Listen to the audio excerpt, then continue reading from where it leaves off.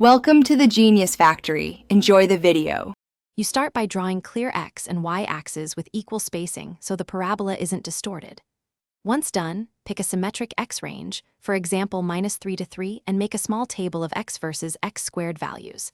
-3 right arrow 9, -2 right arrow 4, -1 right arrow 1, 0 right arrow 0, 1 right arrow 1, 2 right arrow 4, 3 right arrow 9. Make sure to mark the vertex at 0, 0, and label axis units so every plotted point lands in the right place. Now plot the coordinates from your table carefully. Place dots at 1, 1, 2, 4, 3, 9, and their mirrors at -1, 1, -2, 4, -3, 9. Because y equals x squared is symmetric about the y-axis, you only need half the points and then reflect them. Once plotted, step back and check spacing. The curve gets steeper as x increases, so points should climb quickly. Make sure your axis scaling matches both directions to preserve the correct parabola shape. Finish by drawing a smooth, continuous U-shaped curve through the plotted points, rounding gently at the vertex.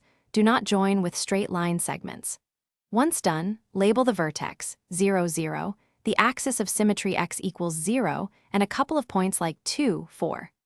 If the parabola looks off or skewed, check your scales first and then confirm you included negative x values. A common error is unequal axis spacing or sign mistakes when computing x squared.